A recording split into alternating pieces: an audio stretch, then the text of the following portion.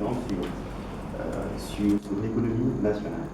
Ça fait depuis, disons, 10 ans, c'est cette contribution-là que les TIC apportent à l'économie nationale, ce qui représente environ 3,3% du PIB, du produit intérieur brut.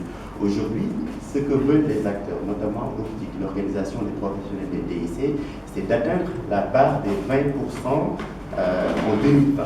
Donc, 20 sur 20 en 2020, c'est le challenge que s'est fixé Optic pour le développement des TIC au Sénégal.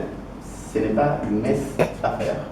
Pour cela, tous les acteurs doivent pouvoir travailler, mais également, pour atteindre cet objectif, il faut qu'il y ait un cadre juridique, institutionnel, qui convient, qui est adapté à la marche du secteur des TIC. Certes, il y a un régulateur qui est la RTP, il y a un cadre institutionnel qui est géré un tout petit peu par le ministère des Postes et des Télécoms. Il y a des acteurs du privé comme du public qui vous aident. Il y a de plus en plus de multinationales qui s'installent, ce qui montre que quand même c'est un secteur qui est un levier du développement, parce que ça emploie, ça permet aux Sénégalais aujourd'hui de rivaliser avec de grandes multinationales avec les autres pays du monde, parce que c'est ça l'Internet. L'Internet, pour moi, c'est toutes les frontières, toutes les barrières limitrophes sont quasiment, n'existent pas en fait, même si on parle de plus en plus des questions liées à la souveraineté numérique, ainsi de suite, parce que bon, pour des histoires de données à caractère personnel, je pense que ça mérite d'être posé, cette question de la souveraineté numérique. Sans doute, on y reviendra. Mais pour dire de façon générale, aujourd'hui, les TIC apportent beaucoup de choses à l'économie nationale, même s'il y a beaucoup de choses à faire, liées un tout petit peu à parce qu'il y a les contraintes liées à l'accès au marché, par exemple.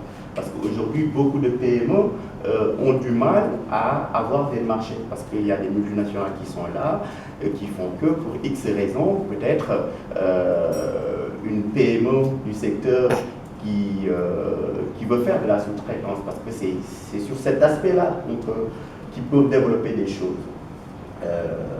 Pour X raisons, l'État passe outre ces PME-là pour donner les marchés à des puissances qui sont là, ainsi de suite, ainsi de suite. Donc, il y a le problème d'accès au marché, il y a le problème du financement.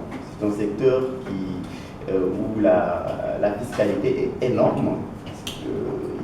Ne serait-ce que les entreprises qui sont dans le domaine des télécoms, elles éprouvent d'énormes difficultés. Elles s'en sortent, mais elles demandent de plus en plus que la fiscalité soit réduite. Je pense que même vous, Jovago, toutes les entreprises de requête Internet basées en Afrique, notamment au Sénégal, le cas que je connais le plus, peut-être sont confrontés à ce problème de fiscalité. Donc aujourd'hui, les acteurs s'en plaignent par rapport à ça. L'autre aspect, c'est l'aspect lié à la recherche-développement. Parce que nous sommes dans un secteur où il faut des applications. Il faut des applications locales, mais pour que ces applications-là, pour que les contenus locaux puissent être de bonne qualité, il faut qu'il y ait une aide derrière, c'est-à-dire que ces développeurs-là soient accompagnés par les pouvoirs publics en termes de financement, en termes surtout sur le plan du financement, pour qu'ils développent leurs applications, pour qu'elles soient en tout cas à la hauteur par rapport à ce qu'on trouve sur le marché mondial, dans la mesure où il y a de la qualité. L'autre aspect et l'autre contrainte, c'est celle de la formation. Il y a d'excellentes écoles au Sénégal, il faut le dire, dans le domaine des télécoms, de l'informatique, du lycée de façon générale. Mais le problème aujourd'hui, le secteur a beaucoup évolué. Donc, comment faire pour s'adapter à la nouvelle donne? Ça, jusqu'à présent, ce n'est pas une réponse que que les établissements qui sont sur la place apportent. Sans doute, vous êtes confrontés à ce genre de choses parce que davantage vous embauchez, vous essayez d'aller dans les écoles, ou bien vous avez des stagiaires et vous voyez que des fois il y a un problème de profil qui se pose pour certains postes. Donc ça, je pense que c'est sur les questions sur lesquelles il faudra beaucoup travailler pour que le secteur se développe davantage, pour atteindre les 20% en 2020, pour que le secteur des TIC contribue à hauteur de 20% sur à l'économie nationale. Donc ça, je pense que c'est fondamental. Mais il y a également le problème lié au débit. Donc on parle de connectivité. Aujourd'hui, beaucoup de Sénégalais se connectent à travers le mobile parce que tout le monde a un smartphone, une tablette, ainsi de suite, ainsi de suite. Donc il y a un réel débat qui se pose. Est-ce qu'il faut continuer avec la DSL? C'est la politique des opérateurs de télécom pour face aux FAI, parce qu'il n'en reste qu'un seul fournisseur d'accès Internet. Bon, les opérateurs de télécom sont en même temps fournisseurs d'accès Internet. Bon, ça c'est lié un tout petit peu au cadre juridique. Je pense que je ne peux pas aller en profondeur sur cette question, mais je pense que vu le nouveau code des télécoms, il dort dans les tiroirs parce que ça reste à être, le décret reste à être, il faut signer le décret pour que plein de choses se passent à ce niveau, même si entre 2011 et 2015, beaucoup de choses ont évolué, il faudra revoir ce code-là qui n'a pas été signé, donc il y a plein de choses à faire à ce niveau-là. Donc, au sein des acteurs, il y a un problème qui se pose. Les opérateurs de télécom ont mis la DSL parce que les FAI ne peuvent pas utiliser le Wi-Fi parce qu'il y a une absence de licence. Donc, c'est des questions qui se posent. Donc, si on permet aux FAI de développer de faire leur travail, ça va permettre à réduire le coût de la connectivité, ça va permettre aux gens davantage de se connecter à travers leur smartphone, leur tablette, parce que ça va réduire le coût de connexion. Parce que, quoi qu'on puisse dire, l'Internet est toujours cher au Sénégal. Et pourtant, c'est un pays qui a mis en place sa fibre optique avant France Télécom. La Sonatel a déployé sa fibre optique avant France Télécom, qui est la maison mère. Donc, ce qui veut dire qu'on a des potentialités, mais jusqu'à présent, je pense que c'est une question de gouvernance de l'Internet. C'est là où le bas blesse. C'est les politiques qui n'arrivent pas à... En tout cas, les politiques n'arrivent pas à prendre les décisions qu'il faut. C'est normal, parce qu'on dit que c'est un secteur qui va vite. Donc, quand le secteur va vite, forcément, c'est... comment je peux l'expliquer?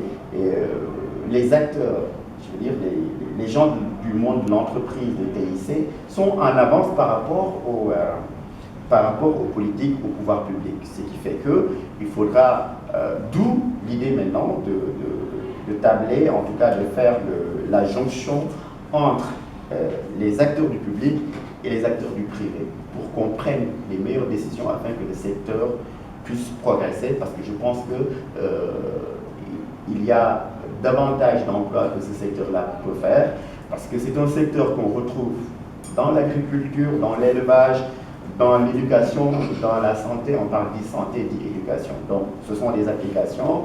C'est un secteur qui permet aujourd'hui de faire l'enseignement à distance, de pouvoir opérer les gens à distance, et ainsi de suite, ainsi de suite. D'où l'idée maintenant de faire cette jonction entre le privé et le public. Pour cela, il faudra qu'on ait le haut débit, qu'on ait véritablement le haut débit, qu'on ait une couverture nationale, parce qu'au Sénégal, il faut dire que les opérateurs ne couvrent pas, tu n'as pas la 3G un peu partout, je vais dire. Si je veux me connecter dans certains endroits du Sénégal, j'aurais du mal. Même à Dakar, si je veux me connecter avec le réseau Orange, il y a des zones où je ne peux pas. Si je veux me connecter avec le réseau Expresso, il y a des zones où je ne pourrais pas me connecter. Et ainsi de suite pour Tigo, pour les autres. C'est normal aussi, parce que c'est stratégique. On dit que les opérateurs ne vont pas là où ils ne vont pas gagner de l'argent, parce que c'est les entreprises d'abord, donc ce ne sont pas de bons samaritains, donc c'est normal. Donc, mais je pense qu'aujourd'hui, pour que le secteur puisse davantage se développer, il faudra régler le problème de connectivité. Donc les gens sont en train de se poser la question, le sans-fil ou entre le sans-fil et le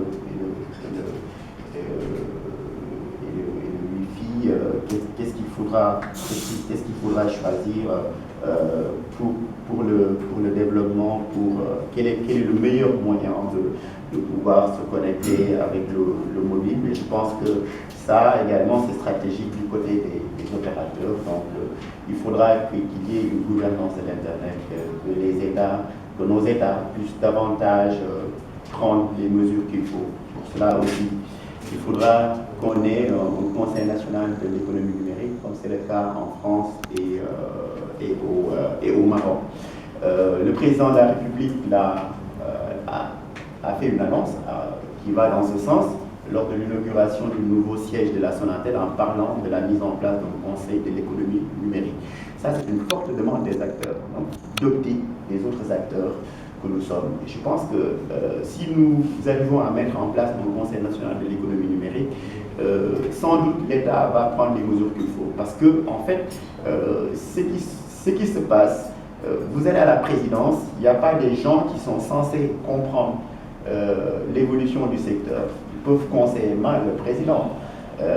Tu vas dans nos ministères, ça peut être pareil, même s'il y a des gens qui sont véritablement des professionnels du métier, et ainsi de suite, et ainsi de suite. Tout simplement pour dire qu'il faut un Conseil national de l'économie numérique, il faudra qu'on mette en place des points d'échange Internet. Ça va nous permettre de ne pas avoir ce problème qui fait que quand un Sénégalais se connecte, ça prend du retard parce que ça passe par une boucle internationale.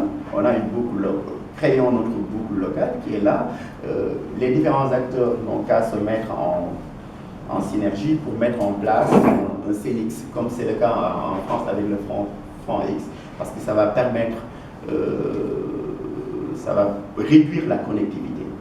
Ça va surtout réduire, comment dirais-je, le coût de la connectivité. Les Sénégalais peuvent, avec le CNX, avec un point d'échange Internet, peuvent se connecter à un coût moindre. En termes de sécurité également, c'est quelque chose de très important parce qu'au moment où on parle de données à caractère personnel, les Sénégalais auront leurs données qui seront sauvegardées ici parce qu'on aura nos data centers ici même au Sénégal et les routeurs qu'on va utiliser seront ici au niveau local. Donc ça va permettre, en termes de souveraineté déjà même, c'est quelque chose de très important pour le pays. Donc, et le point d'échange Internet va permettre au Sénégal de jouer son rôle parce que nous voulons être un hub numérique dans la sous-région. On ne peut pas le faire au moment où la Gambie quand même a son point d'échange Internet. Aujourd'hui au Gabon, le Gabon a mis en place son point d'échange Internet et depuis lors, le Gabon est le hub au niveau de l'Afrique centrale. Vous allez en Afrique de l'Est, c'est la Tanzanie, et ainsi de suite. Donc nous risquons de perdre cette place-là que nous avons si nous ne mettons pas en place tous ces points-là, tous ces points, que ce soit le point d'échange, que ce soit aujourd'hui qu'on mette en place un Conseil national du numérique qui permet au pouvoir public de prendre les avis qu'il faut, parce qu'il aura le rôle le Conseil national du numérique va pouvoir conseiller l'État du Sénégal sur les questions de l'heure, parce que il va émettre son avis sur la marche du secteur. Donc de façon générale, moi je pense que c'est ça. Bon, on a un secteur qui contribue à 10% à l'économie nationale, ce qui représente environ 3,3% sur le PIB. Mais pour qu'on atteigne les 20%, il faudra qu'on surmonte tous ces écueils, tous ces obstacles. Donc,